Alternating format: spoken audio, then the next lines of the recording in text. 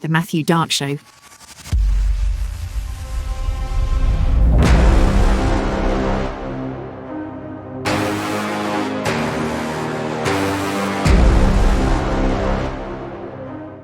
Ladies and gentlemen, praise God. Welcome in. It is Sunday, and of course, President Trump's birthday. A lot of things moving on this particular Sunday. I want to start with number one is that on Saturday, President Trump promised, now this is for the 39th time, so brace yourself, that a deal is ready to be signed. The Strait of Hormuz is opening and peace is about to break out in the Middle East. This is what he said now for Sunday, a signing in Europe over the G7 as President Trump makes his way to France, and all of the biggest players in the world are going to be there saying, where's the deal? What's the deal? So, of course, President Trump is going to enjoy his birthday party, the UFC 250 Freedom. That is tonight, of course, at the White House lawn.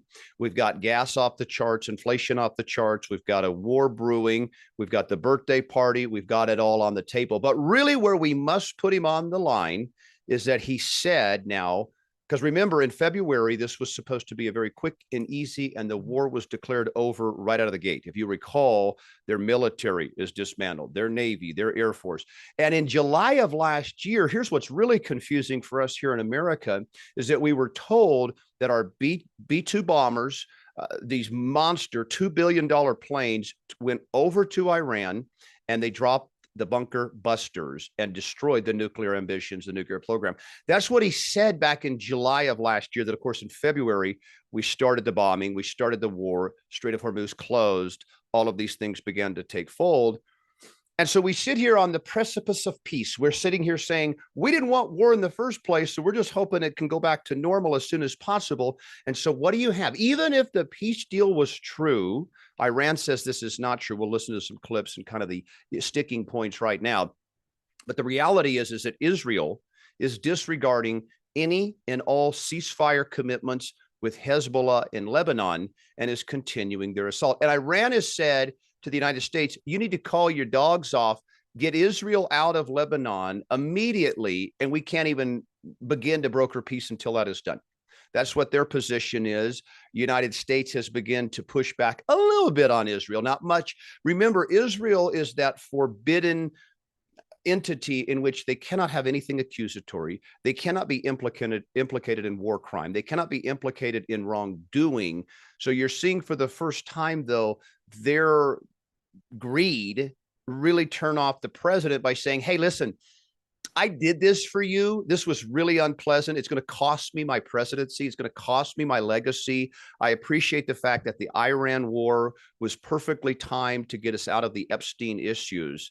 But unfortunately, none of those things are going well. Epstein has not gone away. And the Iran war is much more than the president would have ever considered as a realistic attempt to go in, take the nuclear and get out. That's just not how it works here. 92 million, that's the population, major military, innovative drone and technology military in Iran.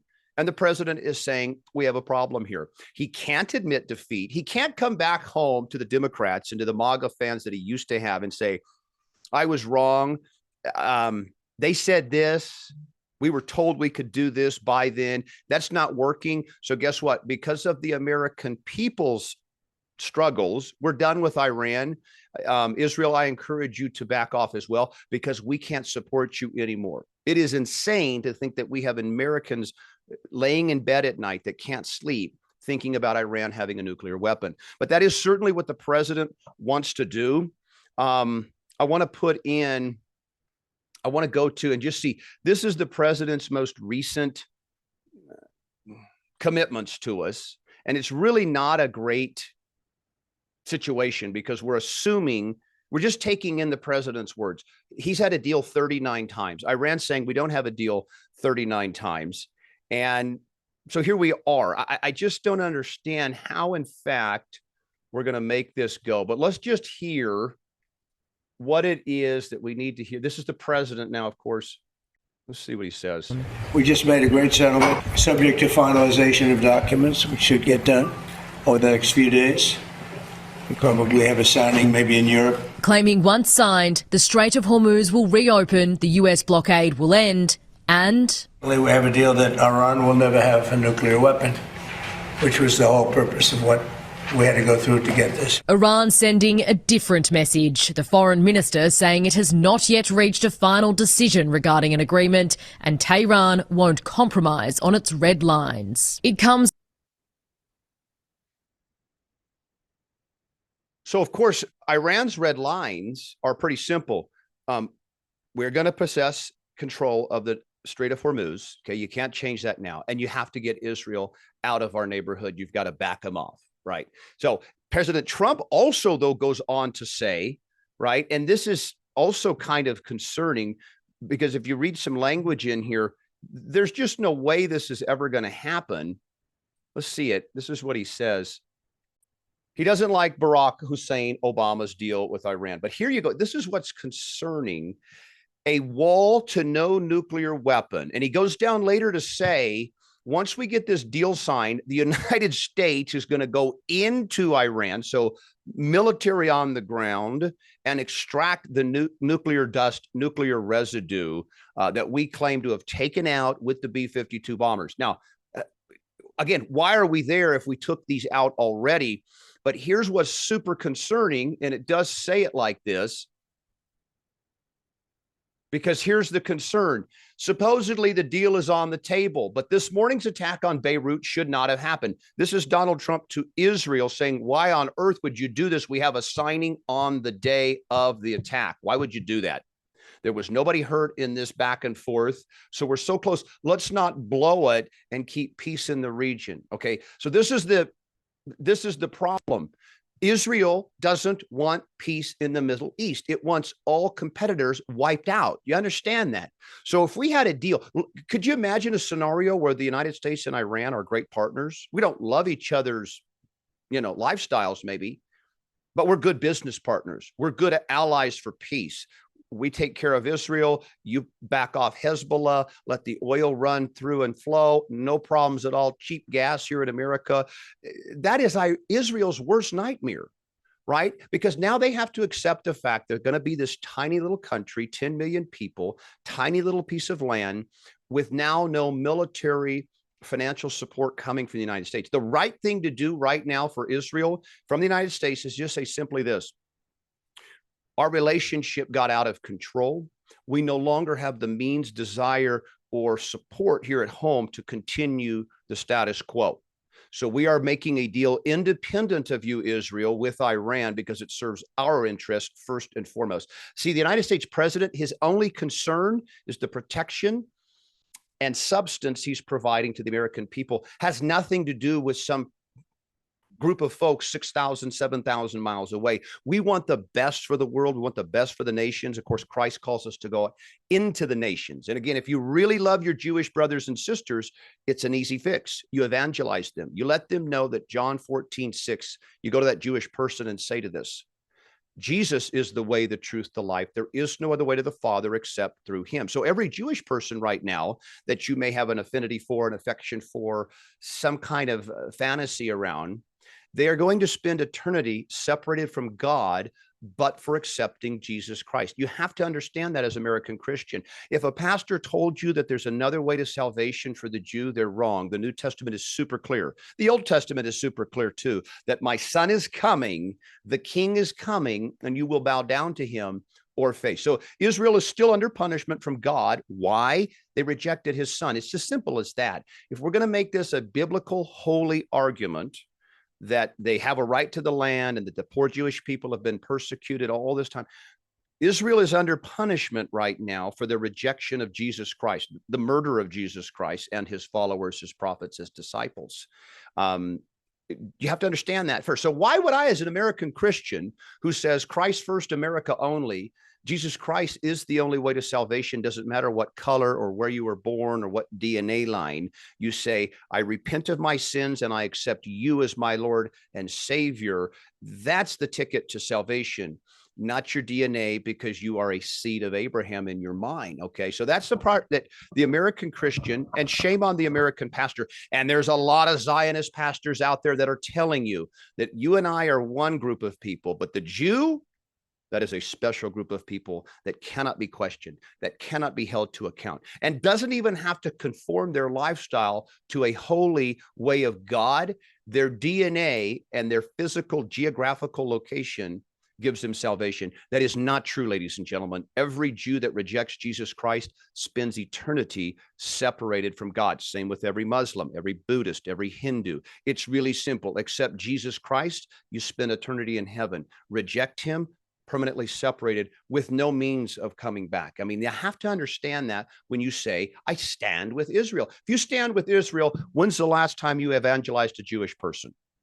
Do you have a date, time, person? Do you have a story where you had a lost Jew that is now saved from the darkness, now in the light?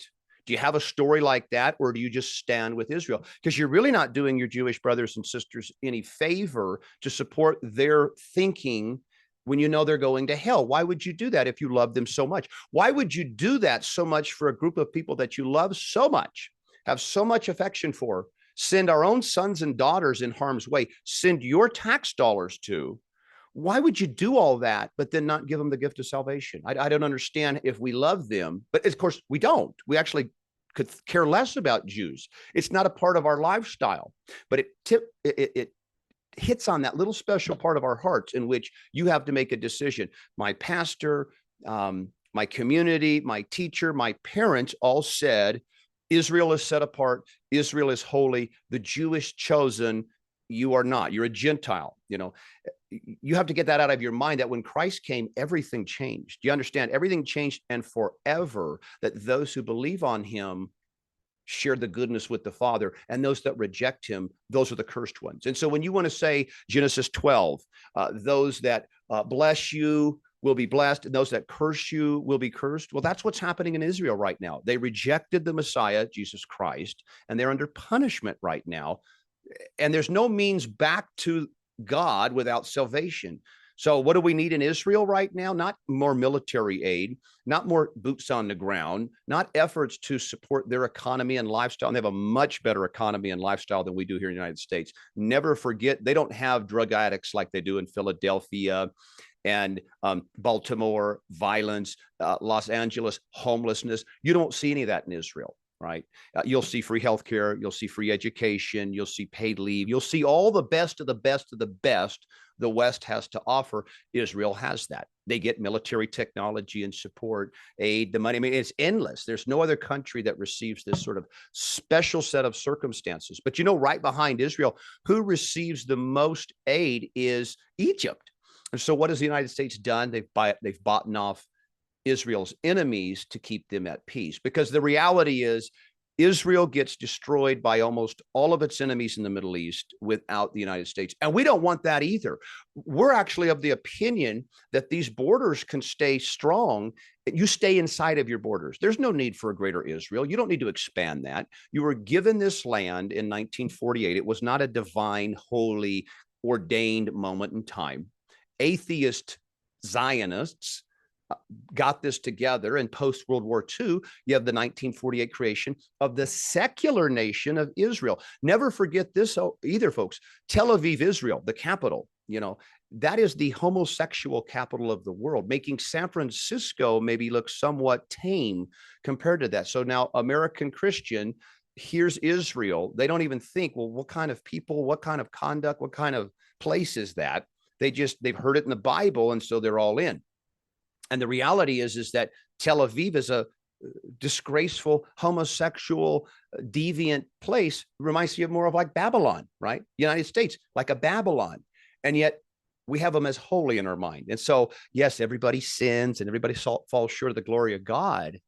But Israel's whole reputation is built on this holiness, this relationship with God. And you just sort of make the assumption that if you have a active, working, walking relationship with God, your conduct is going to be conformed to that. You're not going to want to sin all the time because you've met the holy maker of the universe and you want to serve him honorably in a godly way. And that's not what's going on in Israel either. And so we really have our values really, really screwed up. This has nothing to do with the Epstein list. We haven't even brought in the Epstein list into this filth. where with what we've just described is enough to say, I don't think I can support this kind of conduct anymore. And I won't support this conduct anymore. Not with our lives, not with our tax dollars, not with our resources, because as this war continues to grind on, the cost of living for you and I continues to go up.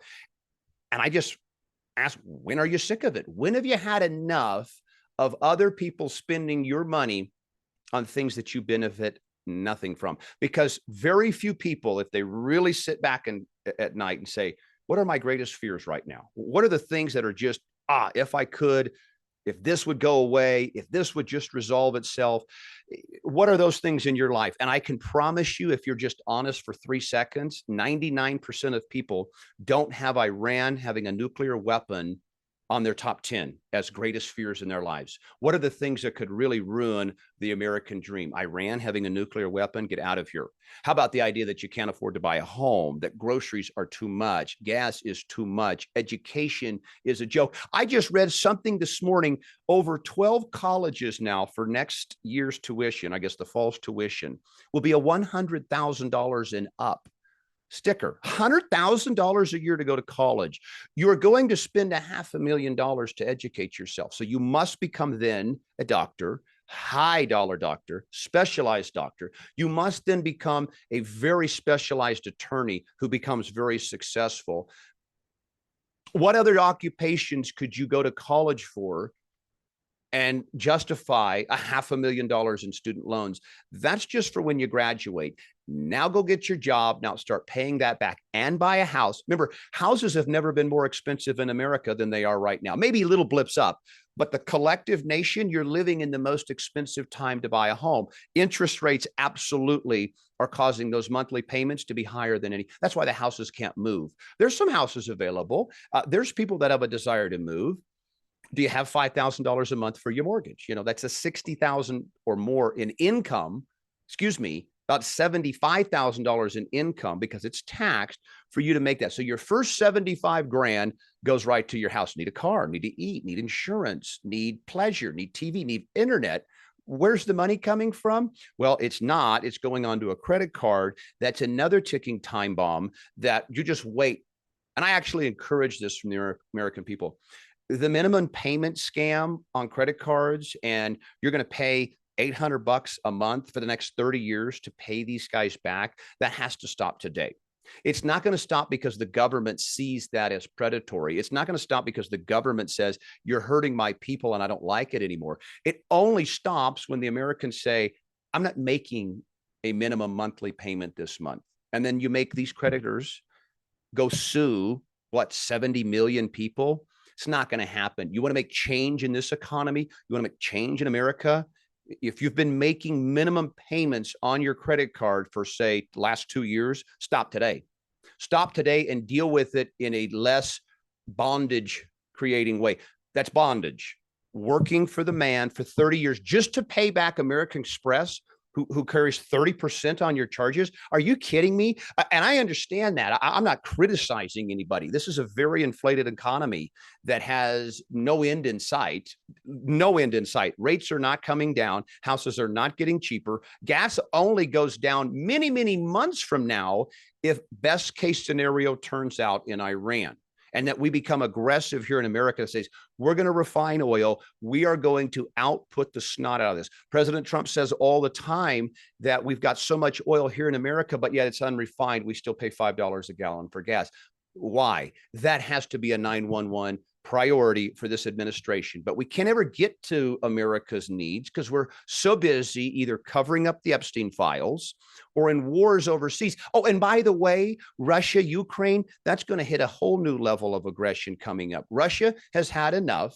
The United States continues to approve funding for Ukraine, knowing that we've lost 1 million between Russia and Ukraine. We have 1 million dead service members, military people, in many cases, people off the street that they've just said, nope, you're going to the front line. Ukraine was doing that, kidnapping people, staffing their army with it. Donald Trump didn't solve that war. That war is still going on, still costs you and I money. So when he says he's cured and solved 8 wars around the world, we're still looking, okay, show us one. Show us one. You have the decimation of Gaza. I guess that's over, not because anything got solved, because it's all wiped out now. So you got 2 million displaced Gazans, 50,000 dead children, all at the doing of Israel. You have that similar thing beginning to start in Beirut. Iran and the U.S. is still full-fledged. There is no way Iran is signing this deal. Why would, think about this deal that Iran is proposed by Donald Trump. Donald Trump claims there'll be no money exchanged. Okay, so we're not going to pay them. The Strait of Hormuz will be open immediately as it was before. And that Iran's going to say, yeah, come in here with your people and extract the nuclear activity, the uranium, the remnants, the dust. You really think Iran's going to sign up for that? Why? Does it look like Iran's struggling, suffering on the brink of collapse at all? Now, we haven't been bombing. This has been on a ceasefire, because the reality is Donald Trump doesn't want to do any of this stuff. He really doesn't want to be in war. He really doesn't want to have to deal with the Epstein files. He really would like this stuff to go away, but he can't. He's dirty. He's not clean on Epstein. So the Iran war was perfect timing. Remember that leaked phone call with Marjorie Taylor Greene. I don't care. We're not releasing the Epstein files, right? Start a war if you have to. Well, we actually did that. Nobody's addressing the fact that that's a legitimate, real conversation that he had, right?